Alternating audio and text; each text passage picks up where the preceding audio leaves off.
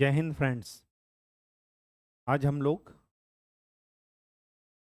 Demanding lecture 10th class का, जिसकी बहुत दिन से डिमांड चल रही थी, दो तीन डिमांड मेरे पास आई और जो हमने सोचा कि स्टार्ट किया जाए 10th क्लास का भी, तो समय की पाबंदी को देखते हुए आज वो दिन आ गया और हम 10th क्लास के मैथ से स्टार्ट कर रहे हैं।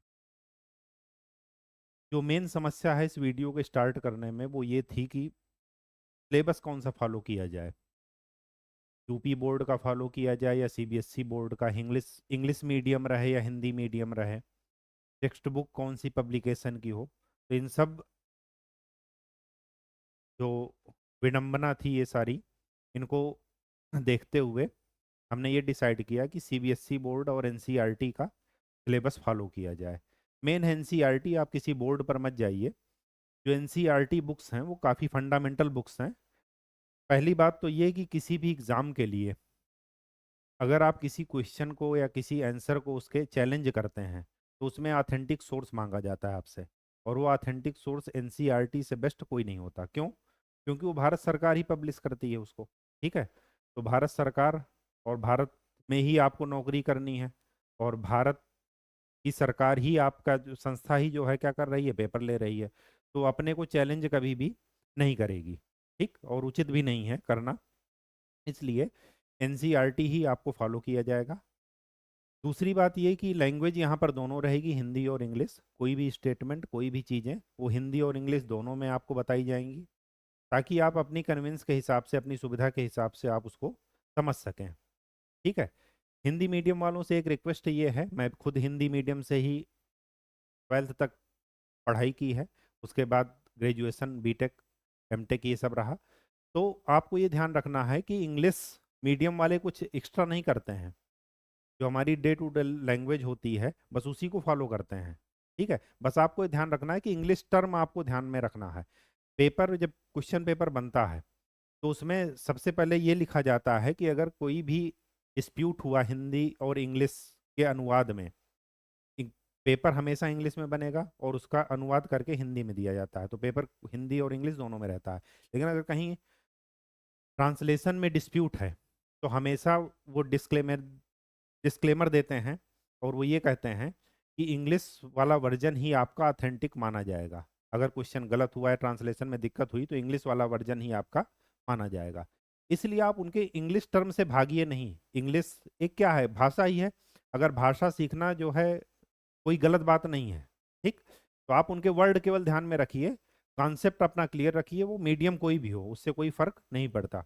ठीक है, तो एक बात तो ये रही क्लैरिटी। दूसरी बात ये है कि अगर आप किसी भी पेपर को, आजकल कंपटीशन इतना टफ हो गया है कि किसी भी एग्जाम को देते हैं तो वहाँ पर सीधी सी एक लाइन लिखी होती है कि जो मैथमेटिक्स है वो आपका 10th स्टैंडर्ड तक, जो एक ये आशा की जाती है बच्चों से कि वो 10th स्टैंडर्ड तक के मैथ को अच्छे से समझ रहे होंगे या उनके क्वेश्चन सॉल्व करने में उनको दिक्कत नहीं हो रही होगी। तो 10th स्टैंडर्ड तक का मैथ आपके किसी भी एग्जाम में, कंपटीशन में पूछा जाता है। ठीक, अब 10th स्टैंडर्ड है। अगर मैं टेबल या पहाड़े की बात करूं तो 2 से लेकर के 20 तक के पहाड़े आपको याद होने चाहिए। ठीक है, अब वो पहाड़े आप क्लास 6 में रट लीजिए या क्लास 5th में रट लीजिए, क्लास 4th में याद कर लीजिए, वो सारी जिंदगी में टेबल वही रहेगी, वो बदलने वाली नहीं है। तो मेहनत तो आपको करना ही है। अब वो ये डिपेंड करता है कि आप 10th स्टैंडर्ड या 12th स्टैंडर्ड तक ही अपने आप को सेटअप कर लेते हैं कि हमें, आपका उद्देश्य क्लियर हो जाएगा कि आपको कहाँ जाना है, या आप उसके बाद गुमराह बच्चों की तरह घूमें और उसके बाद डिसाइड करें 2-3 साल धक्के खाने के बाद। इसलिए जब आपका कॉन्सेप्ट क्लियर होगा तो फिर लैंग्वेज मायने नहीं रखती। इसलिए ये जो टॉपिक हम पढ़ने जा रहे हैं, 10th स्टैंडर्ड की मैथमेटिक्स, ठीक है, अभी हम 10th से स्टार्ट कर रहे हैं, धीरे धीरे 11th में आएंगे, फिर 12th में आएंगे। ठीक है, फिर बैक में भी जा सकते हैं, 9th में भी जा सकते हैं। ठीक है, तो सीधी सी बात यह है कि भाषा से आपको घबराना नहीं है। ये आपका केवल बोर्ड एग्जाम और इन्हीं एग्जामों में काम नहीं आएगा, बल्कि आपके कंपटीशन में भी काम आएगा। ठीक है, तो आप इन टॉपिक्स को अच्छे से पढ़िएगा। अगर एक बार समझ ले गए कॉन्सेप्ट आपका क्लियर हो गया, वो कॉन्सेप्ट आप हिंदी, इंग्लिश, उर्दू, बंगाली किसी में भी कीजिए, लेकिन आपका कॉन्सेप्ट क्लियर रहना चाहिए, ठीक है। बाकी वो तो रिप्रेजेंट करने का, अपने विचार रिप्रेजेंट करने का, अपने कॉन्सेप्ट रिप्रेजेंट करने का, अपने क्वेश्चन सॉल्व करने का, अपने क्वेश्चन समझने का, अपने उत्तर लिखने का, आंसर लिखने का, वो माध्यम कुछ भी हो सकता है, हिंदी, इंग्लिश, उर्दू, बंगाली, कुछ भी, ठीक। तो यहाँ पर चीज़ों को घबराना नहीं है इंग्लिश टर्म देख करके। खास करके यूपी बोर्ड के बच्चों से रिक्वेस्ट है, हिंदी मीडियम वाले बच्चों से रिक्वेस्ट है कि इंग्लिश टर्म को आप ध्यान रखिएगा, क्योंकि पेपर में जो है अगर आप इंग्लिश टर्म से चीज़ें आसान हो जाएंगी। हिंदी के क्या होते हैं कि पेपर बनाते समय गूगल ट्रांसलेशन वो लोग लेते हैं, ठीक है। पेपर हमेशा इंग्लिश में बनता है, गूगल ट्रांसलेट करके, गूगल को ये तो पता नहीं कि आपके हिंदी मीडियम के बोर्ड में क्या पढ़ाया गया है या इसका अनुवाद ये चीज़ है, तो फिर क्या करते हैं कि वहाँ पर गड़बड़ हो जाती है, ठीक है। आपको आता हुआ क्वेश्चन भी आपको क्या कर लेते हैं, गलत कर लेते हैं या समझ ही नहीं पाते कि क्या पूछा गया है। इसलिए इंग्लिश वर्ड से आपको घबराना नहीं है, बस उसको एक नॉर्मल, जैसे हम सीखने की प्रोसेस में सीख रहे हैं, वैसे ही हमें एक भाषा के रूप में, एक टर्म के रूप में उस टर्म को सीख लेना है, ठीक है। तो चलिए आगे बढ़ते हैं। आज हम लोग स्टार्ट करते हैं नंबर सिस्टम से।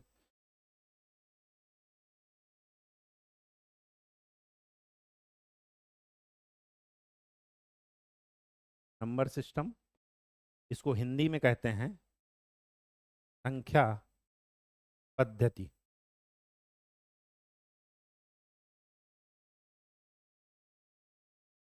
नंबर सिस्टम होता क्या है? नंबर सिस्टम ये बताता है कि हमारी दैनिक जीवन में कितने प्रकार के नंबर्स हम यूज करने वाले हैं, उनको क्या क्या कहते हैं और उनका मीनिंग क्या होता है, तो उनकी डिफिनीशन हमें याद रखना है। डिफिनीशन हमें थोड़ा सा समझ लेना है तो चीज़ें अपने आप याद हो जाती हैं, रटना नहीं है, ठीक है। तो सबसे पहले एक लाइन ड्रा करते हैं जिसको बोलते हैं नंबर लाइन। नंबर लाइन को हिंदी में बोलेंगे संख्या रेखा। इसको ड्रा करते हैं। इस नंबर लाइन की खास बात यह होती है कि इसमें बीच में होता है जीरो। जीरो से राइट साइड में पॉजिटिव नंबर्स होते हैं। पॉजिटिव नंबर्स मतलब धनात्मक संख्याएं।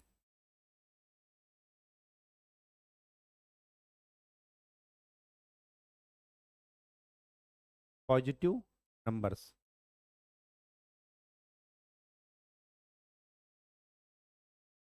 और इधर की तरफ जीरो से लेफ्ट साइड में होते हैं निगेटिव नंबर्स।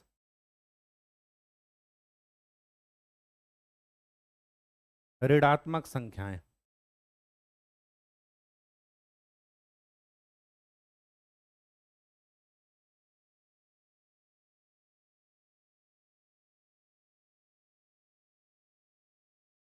ये इधर प्लस इन्फिनिटी तक चला जाता है। अभी मैं इसमें खाली पूर्णांक लिख रहा हूँ, इंटीजर्स लिख रहा हूँ, एंड सो ऑन। और ये इधर माइनस इन्फिनिटी तक चला जाएगा।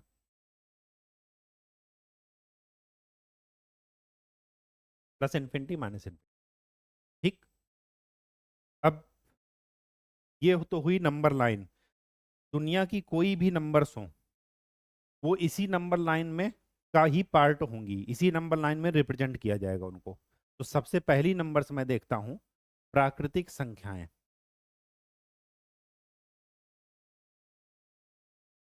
प्राकृतिक संख्याओं को इंग्लिश में कहते हैं नेचुरल नंबर।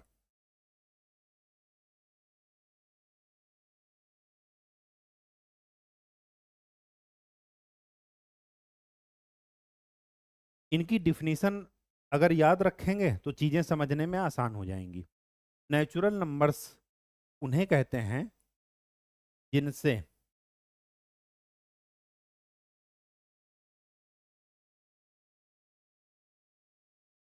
किसी भी वस्तु की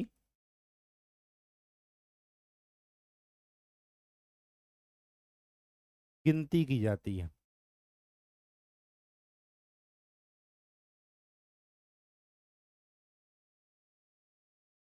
या जिनसे, ये लिखिए कि जिनसे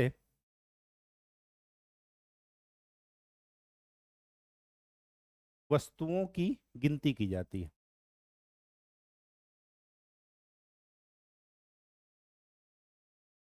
इंग्लिश में इसको लिख दीजिए कि ऑब्जेक्ट्स की काउंटिंग की जाती है। वस्तुओं को इंग्लिश में कहते हैं ऑब्जेक्ट्स, गिनती करना मतलब काउंटिंग करना। अब ध्यान से देखिए, सपोज हमें पैसे गिनने हैं, तो 1 का सिक्का, 2 का सिक्का या 10 की नोट, 5 की नोट, 100 की कितनी नोटें हैं, हम ये पूछते हैं कि कितने रुपए हैं, तो 100 की बोलते हैं 5 नोट, मतलब 500 नोट। कभी क्या ये बोलते हैं कि 100 की 0 नोट है या 10 की 0 नोट है? नहीं बोलते हैं ना। तो गिनती हमेशा जीरो के बाद वाले नंबरों से की जाएगी, पहली बात। दूसरी बात ये होती है कि ये संख्याएं जीरो के राइट साइड वाली ही होती हैं, निगेटिव नहीं होता। जीरो भी नहीं होता, क्यों? क्योंकि जीरो से हम किसी भी संख्या को रिप्रेजेंट नहीं कर सकते। किसी भी वस्तु की गिनती ये नहीं कह सकते कि यहाँ पर 0 नोट हैं या 0 चिड़ियां हैं या 0 पेन है, ऐसा कुछ नहीं कह सकते। ठीक है। तो जीरो के बाद की जितने भी नंबर्स हैं, इनको बोलते हैं नेचुरल नंबर्स। 1 2 3 4 5 6 7 8।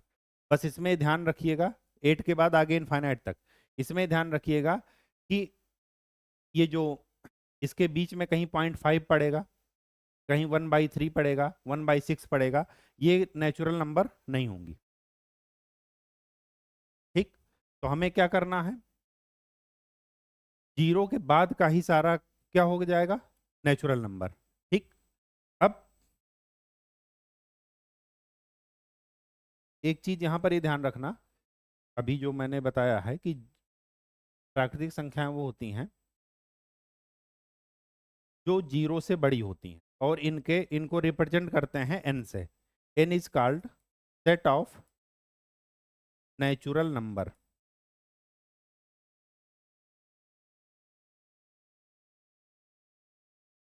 ठीक। रिप्रेजेंट करते हैं किससे, एन से। तो इसको ऐसे भी लिख सकते हैं, N is equal to 1 2 3 up to so on, infinite तक। ठीक।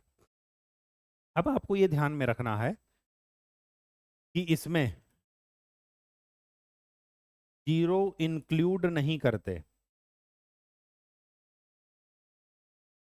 नॉट इंक्लूडेड, या ये कहिए हिंदी में कि जीरो को शामिल नहीं किया जाता।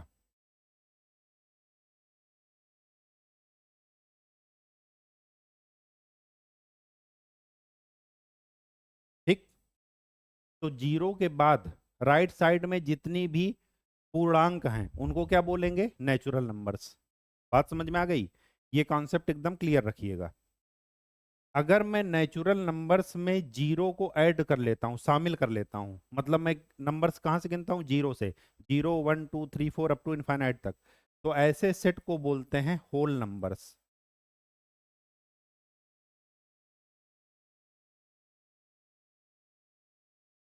और इसको हिंदी में बोलते हैं पूर्ण संख्याएं। तो पूर्ण संख्याएं और प्राकृतिक संख्याओं में अंतर क्या है, कि पूर्ण संख्याओं, अगर मैं प्राकृतिक संख्याओं में जीरो को भी शामिल कर लेता हूं, तो ऐसी संख्याओं को क्या बोलते हैं, पूर्ण संख्याएं। इसका मतलब ये हुआ कि नेचुरल नंबर क्या है, अगर मैं होल नंबर से जीरो हटा दूं, जीरो को शामिल ना करूं। बात समझ में आ गई?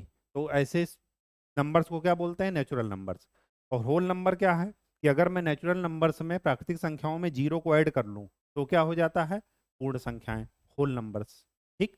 होल नंबर्स को रिप्रेजेंट करते हैं जेड से। ठीक।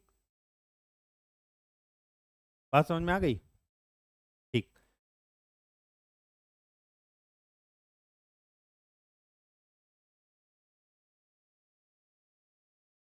अब एक होता है इंटीजर्स। इंटीजर्स को हिंदी में बोलेंगे पूर्णांक। इसका नाम ही क्या बता रहा है, पूर्ण अंक, जो अपने आप में क्या हो, कंप्लीट हो, पूर्ण हो। तो पूर्णांक 3 टाइप के होते हैं, एक निगेटिव ऋणात्मक, एक जीरो शून्य पूर्णांक, और एक होता है पॉजिटिव मतलब धनात्मक पूर्णांक। निगेटिव होते हैं -1 -2 -3 -4 एंड सो ऑन। जीरो में, जीरो पूर्णांक में केवल जीरो शामिल होगा, और पॉजिटिव में +1 +2। इसका मतलब ये हुआ कि नंबर सिस्टम में अगर ये जीरो है तो ये 1 2 3 4 इनफाइनाइट तक, और इधर ये माइनस इनफाइनाइट तक, -1 -2 -3 -4। ये क्या है? इंटीजर्स, और इंटीजर्स को डिनोट करते हैं जेड से। यहां पर लिख लीजिए डब्लू, ये जेड नहीं होगा, ये डब्लू होगा, होल नंबर्स। और इंटीजर्स को किससे डिनोट करते हैं? जेड से। तो जेड तीन टाइप के होंगे। एक होगा जेड माइनस मतलब निगेटिव, मतलब ऋणात्मक पूर्णांक की बात की जा रही है।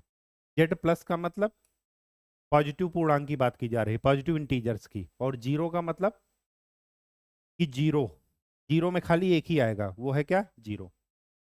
तो अभी तक क्या पढ़े? Natural numbers. नेचुरल नंबर्स वो हैं जिनसे किसी भी ऑब्जेक्ट्स की गिनती की जाती है, 1 2 3 4 5 6, उसमें जीरो शामिल नहीं होगा।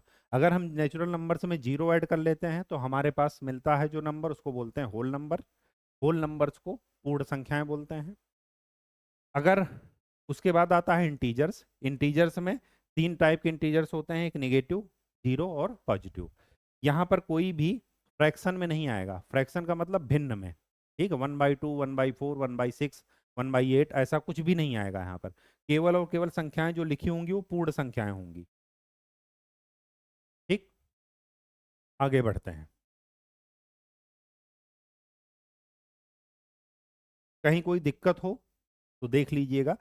ये दरअसल आपके चैप्टर्स के बेसिक में आता है। अभी यहाँ से हम स्टार्ट नहीं किए चैप्टर, लेकिन अभी हम केवल बेसिक क्लियर कर रहे हैं अपना, ठीक है? अब इंटीजर्स तक हमने देख लिया। अब इसके बाद आती हैं रेशनल नंबर्स। रेशनल नंबर्स को हिंदी में बोलते हैं परिमेय संख्याएं।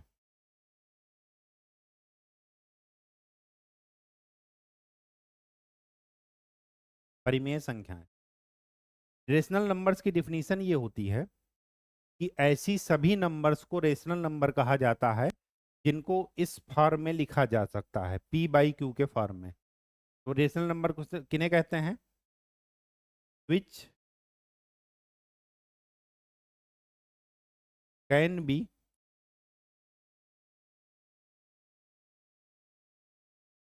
Represented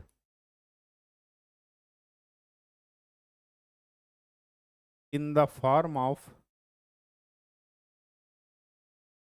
p/q।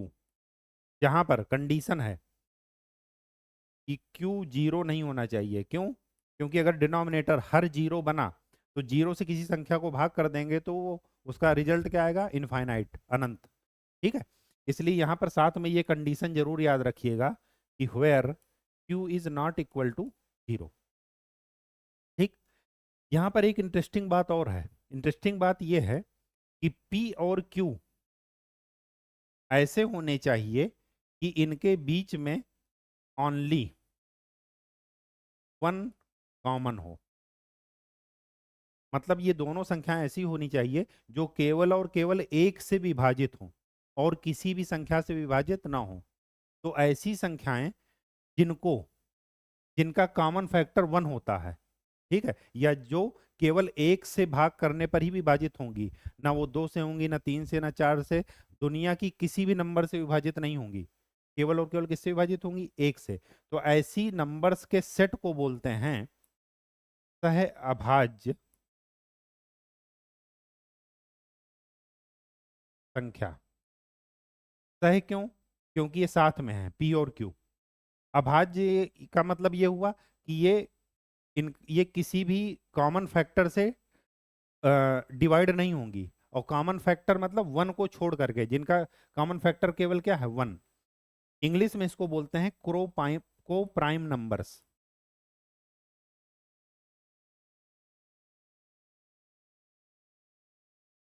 ठीक। जैसे एग्जाम्पल मैं आपको दे रहा हूं, 2/3। 2/3 का क्या मतलब है? दो और 2 और 3 दोनों में क्या है? एक ही कॉमन है, एक से इसको भाग दे सकते हैं, एक से इसको भाग दे सकते हैं। अगर मैं लिखूं 2/4, तो क्या ये है इस फॉर्म में? नहीं है। इसको आप इस फॉर्म में लिखेंगे तब, टू इसमें कॉमन है तो टू से पहले डिवाइड कर दीजिए, ठीक है, तो फिर क्या आ जाएगा 1/2। अब ये है, तो यहाँ पर ये को प्राइम नंबर नहीं है, लेकिन ये को प्राइम नंबर है, ठीक। अगर पूछा जाए कि ये रेशनल नंबर है 2/4, तो बिल्कुल है। क्यों? क्योंकि पी बाई क्यू के फॉर्म में है। यहाँ पर कंडीशन यही है कि पी बाई क्यू के फॉर्म में हो और क्यू क्या हो, नॉट इक्वल टू जीरो हो। यहाँ पर फोर क्या है, जीरो के इक्वल नहीं है। फिर अब हम इसको, जो इसमें कॉमन है उसको हटा दीजिए, तो दो कॉमन था, दो से हमने भाग कर दिया, तो क्या आया 1/2। अब 1/2, 2/4 को भी 1/2 लिख सकते हैं, तो रेशनल नंबर ये भी है, ये भी है। लेकिन रेशनल नंबर की डिफिनीशन में ये आगे लिखा गया है कि पी बाई क्यू के फॉर्म में रिप्रेजेंट करें और Q not equal to zero हो। साथ में ये भी कहा गया है कि इनमें कोई भी कॉमन फैक्टर ना हो। अगर कोई कॉमन फैक्टर है तो उसको पहले हटा दीजिए, मतलब पी और क्यू हमेशा एक क्रो प्राइम नंबर होने चाहिए, ठीक। उसका एग्जाम्पल ये, अगर 2/4 लिखा है तो इसको 1/2 लिख सकते हैं, तो 1/2 ज़्यादा सही है। अगर पूछा जाए कि ये भी सही है तो बिल्कुल सही है। ये पूछा जाए ये रेशनल नंबर है, परिमेय संख्या है, बिल्कुल है, ठीक। लेकिन इसी को अगर दोनों पूछा जाए कि बेस्ट कौन सा है, तो 1/2, ठीक।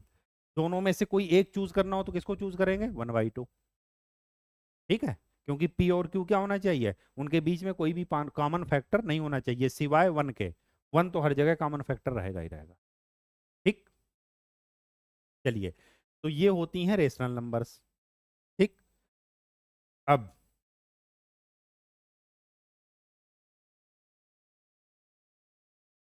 Irrational numbers.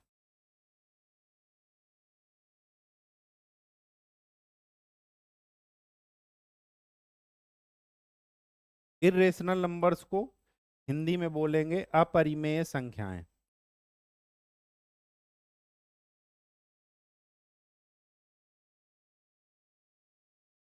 तो ऐसी संख्याएं जिनको p/q के रूप में ना लिखा जा सके, या ये कहिए इरेशनल नंबर वो होती हैं विच आर नॉट रेशनल। जो रेशनल नहीं है वो क्या है, इरेशनल।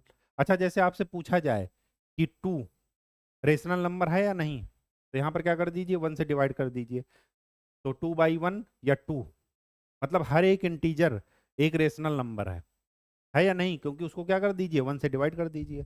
और आपकी डिफिनीशन क्या है कि पी बाई क्यू के रूप में हो लेकिन Q not equal to zero हो।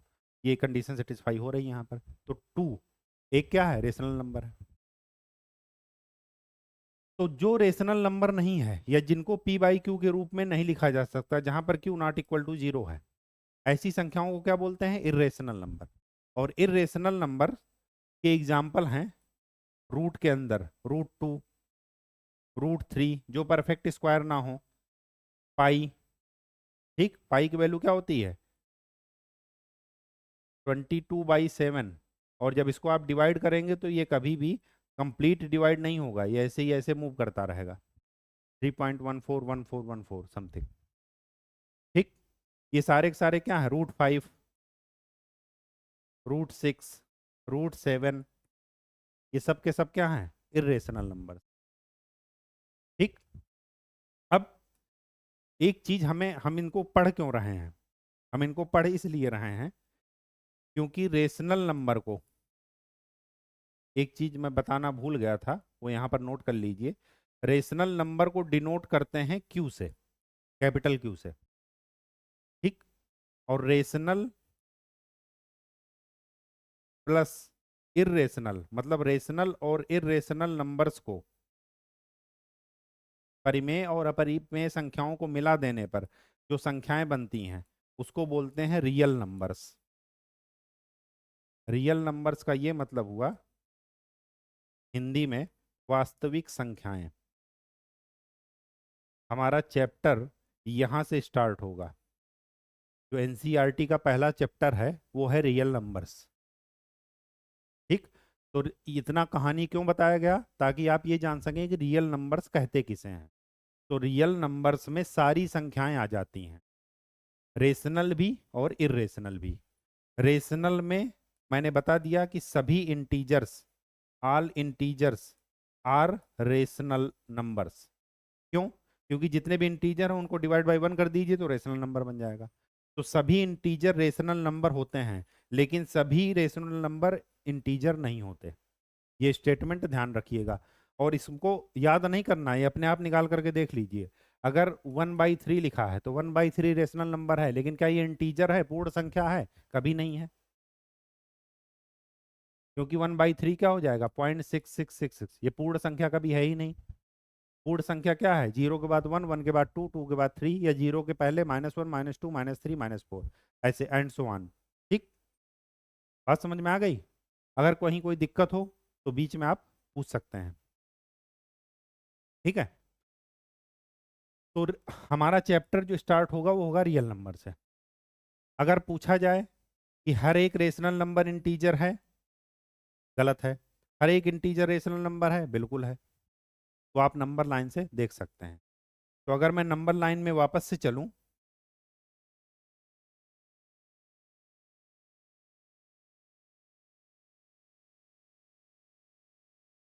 तो क्या था,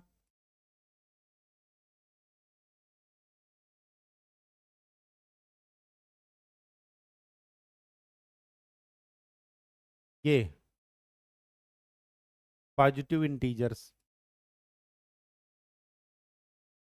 ठीक, या इन्हीं को कहते थे क्या, नेचुरल नंबर्स।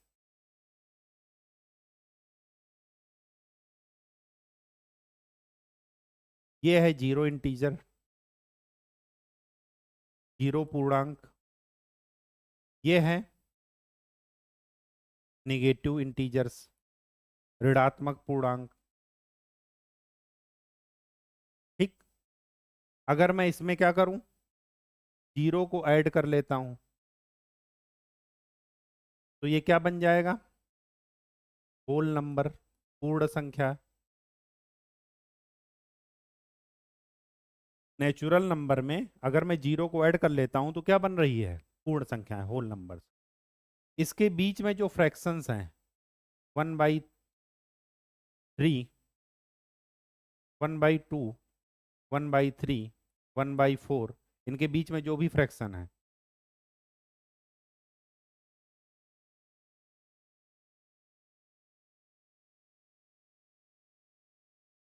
इधर लिखिए 1/4, 1/2, 1/3, इनके बीच में जो भी फ्रैक्शन है, इनको भी अगर शामिल कर लिया जाए तो उसे बोलते हैं रेशनल नंबर्स, क्यू। ठीक, और रेशनल और इरेशनल मतलब √2, √2 क्या आ जाएगा, 1.414, कुछ इधर आएगा। ठीक, इन सब को, रेशनल और इरेशनल सबको शामिल कर लिया जाए तो इस पूरे नंबर लाइन के सिस्टम को बोलते हैं रियल नंबर्स, वास्तविक संख्याएं।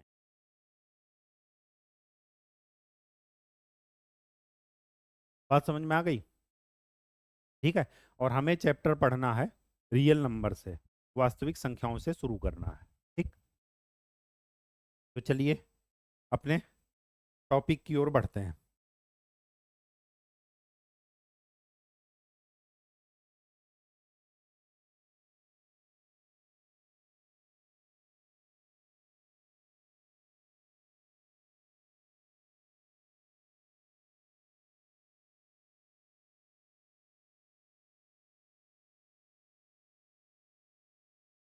रियल नंबर्स, रियल नंबर्स में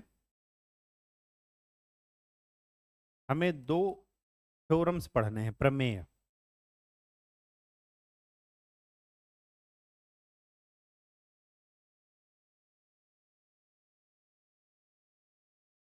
थ्योरम्स, पहली थ्योरम ये है, यूक्लिड डिविजिबल थ्योरम। और दूसरी है fundamental theorem of arithmetics.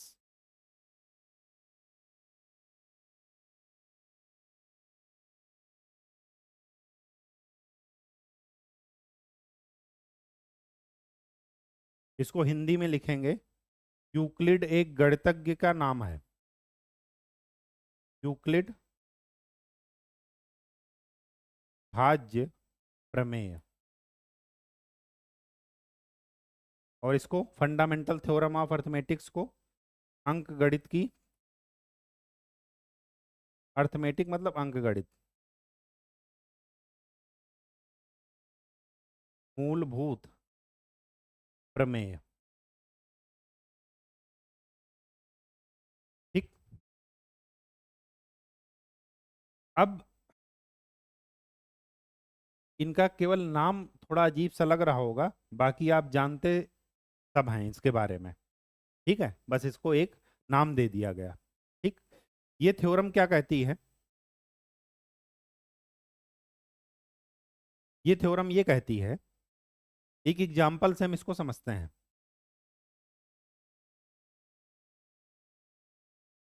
Suppose लिखा है 28, 28 को हम 3 से डिवाइड कर रहे हैं। ठीक है, 3 से डिवाइड करेंगे तो क्या मिलेगा? 9, 1। ये जो बना इसको बोलते हैं शेषफल।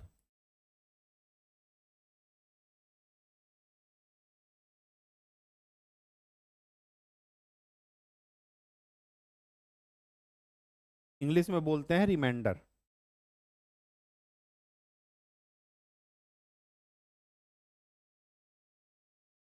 इसको बोलते हैं भाज्य।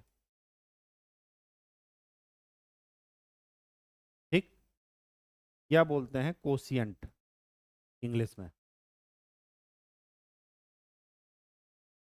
ठीक। इसको बोलते हैं भागफल।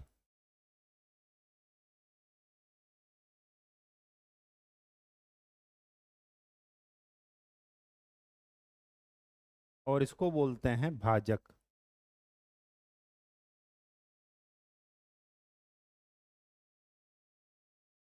तो 28 को हम क्या लिख सकते हैं? 3 × 9 + 1 लिख सकते हैं। तो यहीं से एक फार्मूला बना लीजिए कि भाज्य इज इक्वल टू भाजक गुणे भागफल प्लस शेष। ये आपका फार्मूला है।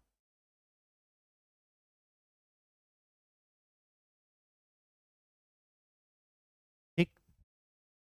अब हमें ये ध्यान रखना है, ये स्टेटमेंट क्या कहता है, इस थ्योरम का स्टेटमेंट क्या कहता है? इस थ्योरम का स्टेटमेंट ये कहता है कि जो हमारा नंबर्स होगा, हर एक नंबर्स को जिस भी नंबर से हम डिवाइड करेंगे, किसी भी नंबर को अगर हम किसी भी नंबर से डिवाइड करते हैं, तो जो शेषफल होता है वो इस डिविजिबल नंबर से हमेशा छोटा होगा। शेषफल में जो भी बचेगा वो इस नंबर से हमेशा छोटा होगा। अब इस नंबर से छोटे कौन कौन से नंबर हो सकते हैं? 3 से छोटा है तो 2 हो सकता है, या 1 हो सकता है, या 0 हो सकता है। अगर 0 हो गया तो शेषफल कुछ बचा ही नहीं। कभी भी 3 से डिवाइड करने पर 4 कभी भी शेष नहीं बचेगा। ये थ्योरम यही कहती है। तो थ्योरम का स्टेटमेंट समझ में आ गया कि किसी भी संख्या को अगर हम किसी भी संख्या से डिवाइड करते हैं तो जो हमारा शेषफल बचता है वो क्या होता है? भाजक से हमेशा क्या होता है? कम होता है।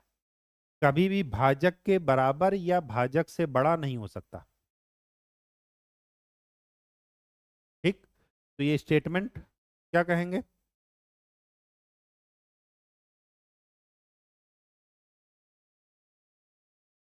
कि यदि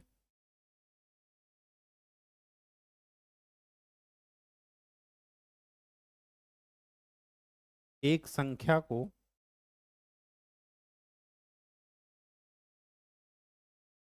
दूसरी संख्या से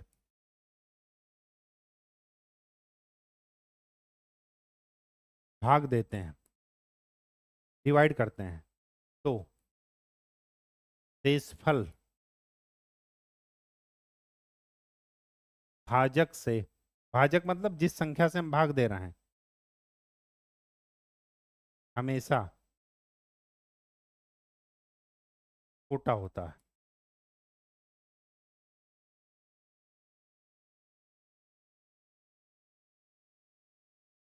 ठीक, बात समझ में आ गई?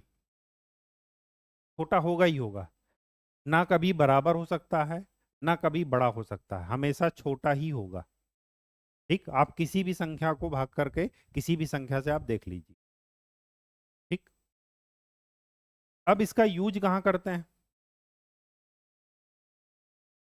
अगर हम कोई चीज पढ़ रहे हैं तो सबसे पहले ये जान लीजिए, हमेशा अपने दिमाग को जिंदा रखिए कि इसका हम प्रैक्टिकल लाइफ में यूज कहाँ करेंगे। अगर हम किसी भी चीज को पढ़ रहे हैं और प्रैक्टिकल लाइफ में यूज नहीं कर पा रहे हैं तो फिर पढ़ाई लिखाई बेकार है। ठीक, इसलिए दिमाग को हमेशा जिंदा रखिए। तो यूज कहाँ कर रहे हैं? यूज हम दो तरीके से करते हैं इसका, इस थ्योरम का। पहला पहला यूज है महत्तम समापवर्तक,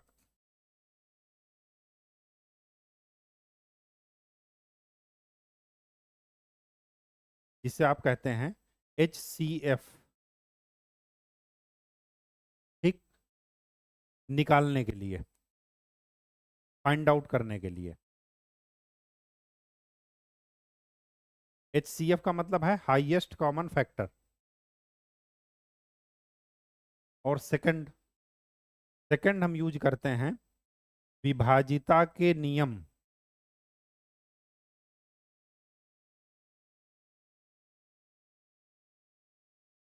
बनाने के लिए।